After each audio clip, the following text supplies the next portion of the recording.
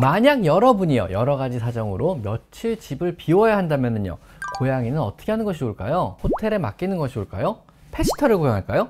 지인 집에 맡길까요? 그냥 홀로 집에 둘까요? 자, 여기에 정답은 없습니다. 그저 고양이가 집에 홀로 지내야 하는 시간과 고양이의 성향에 따라 달리 선택을 하셔야만 합니다. 자, 저는 수의사 윤쌤이고요. 오늘은요, 피치 못할 사정으로 집을 며칠 비워야 한다면 내 고양이를 위해 여러분이 어떤 선택을 해야 하고 어떤 준비를 해줘야 하는지에 대한 그런 이야기를 한번 해보도록 하겠습니다.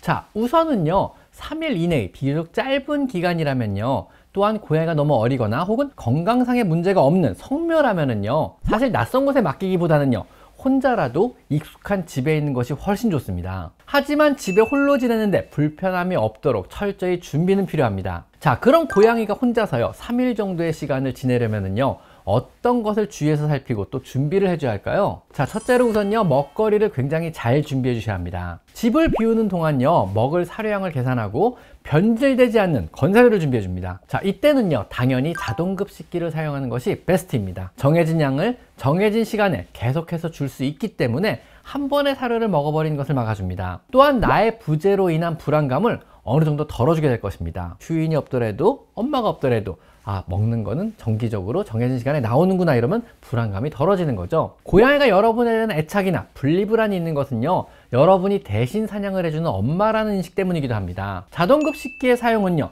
최소한 여러분으로부터 음식에 대한 의존도는 줄여주어서 독립심을 키우는 데 도움이 됩니다. 사냥은 엄마가 해주는 게 아니고 이 기계가 하는 거구나, 이렇게 인식할지도 모르죠. 자동급식기를 구입해야 한다면요, 고양이를 관찰할 홈캠이 달린 것을 구입하시고요, 핸드폰 어플을 통해 급식의 양이나 횟수의 조절이 가능한 것을 구입하시면요, 조금 더 여러분의 마음이 편할 것입니다. 만약 자동급식기를 사용하기 힘든 상황이라면요, 여기저기 사료를 최대한 나눠서 놓아주면 됩니다. 다음은 물이 필요한데요, 물 역시 베스트는요, 충분한 용량의 고양이 급수기를 이용하는 것이 좋습니다. 계속 물을 흐르게 해주고 모터에서 어느 정도 정수도 시켜주기 때문에 물의 변질도 최대한 막아줄 수 있습니다. 하루에 200~300ml 이상의 물을 마셔야 하고요, 또한 증발량 역시 계산해야 하므로 최소 2~3리터 이상 되는 용량의 것을 구입하시는 것이 좋습니다. 만약 자동급수기의 사용이 힘들다면요, 여기저기 나눠서 그릇에 충분하게 담아 놓습니다. 혹 흐르는 물을 좋아한다면요, 수도꼭지를 약하게 틀어놓고 가시는 것도 좋습니다. 하지만 혹시 모를 정전이나 단수에 대비하여 그래도 물은 여기저기 놔두고 가실 것을 권장드립니다.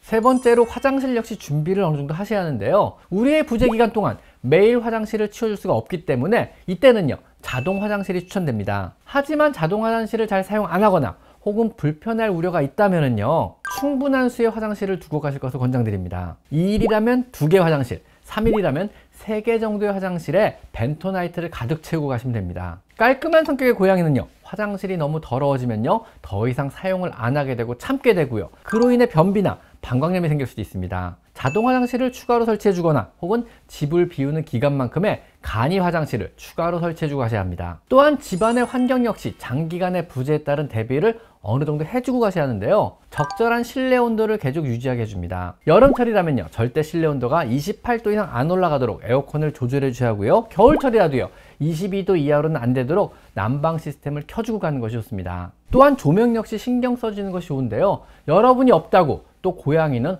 어두워도 잘 본다고 모든 조명을 끄고 나가셔서는 안 됩니다. 가장 좋은 거는요, 밤에도 평소와 마찬가지로 일정 시간 조명이 켜지고 꺼지는 타이머를 설치하는 것이 가장 좋습니다. 고양이가 여러분의 부재와 자신의 영역권의 환경 변화로 인한 스트레스를 최소화하기 위해서는요, 조명이라도 항시 일정하게 켜지고 꺼지는 것이 좋기 때문에 그렇습니다. 혹 자동으로 조명이 꺼지고 켜지는 것이 힘든 상황이라면요, 고양이가 주로 생활하는 공간 한 군데 정도는요, 조명을 24시간 켜두고 가시면은요, 고양이의 안정감에도 굉장한 도움을 줄 수 있습니다. 모든 조명을 끄고 가셔서는 안 됩니다. 아셨죠?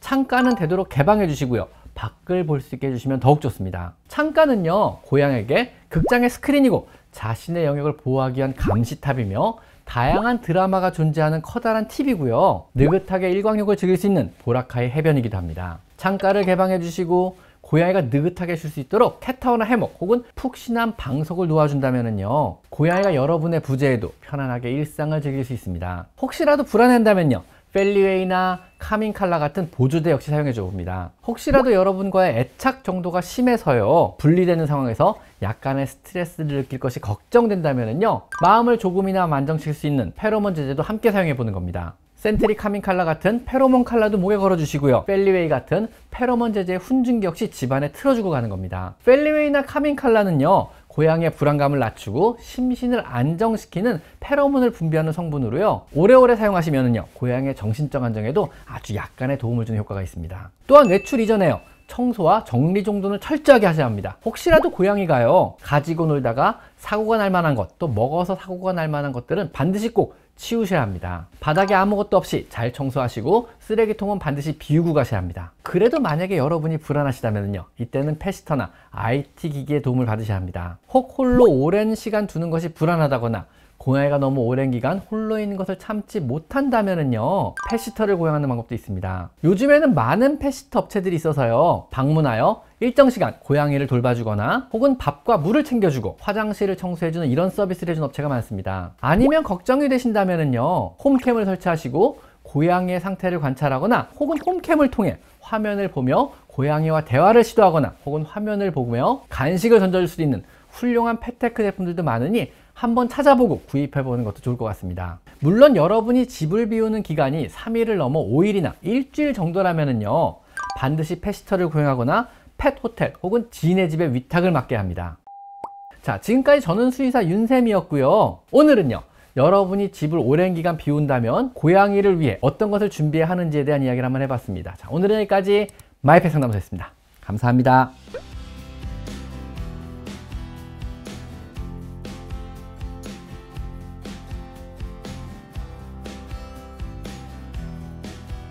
제 채널에서 이곳 스토어를 클릭하시면 제가 추천하는 여러 고양이 용품들을 구입할 수 있습니다. 제가 엄선한 믿을 수 있는 사료와 간식 그리고 용품을 모아놓았으니 참고하시면 많은 도움이 될 것입니다. 제 채널에 들어가셔서요, 요 돋보기 모양을 클릭하시고요, 여기다가 여러분이 궁금한 것을 치면은요, 관련체 영상이 뜨게 되어 있습니다. 여러분의 대부분의 질문, 대부분의 궁금증은 제가 이미 1000여 가지 영상으로 만들어 놨으니까 제 채널에 오셔서 한번 영상을 찾아보세요. 아셨죠?